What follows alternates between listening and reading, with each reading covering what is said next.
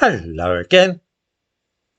One of the great pleasures in life is seeing what nonsense will be produced during Black History Month. Invariably, this includes inventions which we are assured were really the work of black people and for which white folk have falsely claimed credit. I dare say that many viewers will know about the idea that electric light bulbs were invented not by Joseph Swan or Thomas Edison, but rather by an African American called Howard Latimer. Every year, these claims become more and more extravagant and implausible. Last year came one of the best I have ever seen, which was that before a 16-year-old black American boy invented it in 1878, there was no such thing as the doorknob. I'm not at all sure how people got out of their houses before then, but there it is. Anybody visiting an old stately home in Britain can easily check that the doors to the rooms were actually equipped with doorknobs long before 1878, and in fact such fastenings, door handles, were around in ancient Egypt.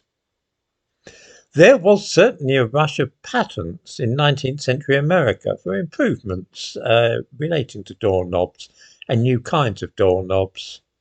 Between 1830 and 1870, there were over 100 patents for different kinds of doorknobs.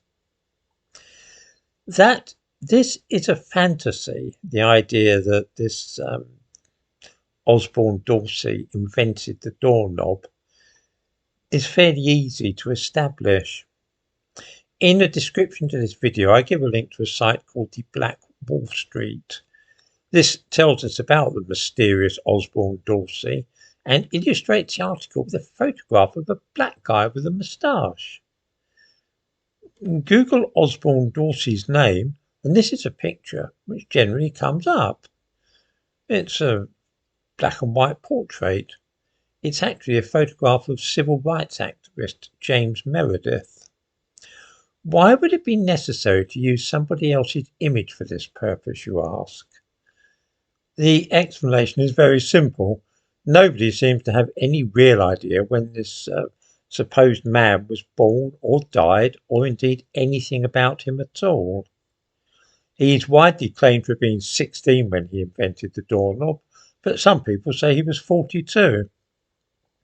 What's happened is that people have searched all through old census records and come up with various people who were called Osborne Dorsey, and it's a matter of chance which one they choose to claim is the Osborne Dorsey who patented a type of doorknob.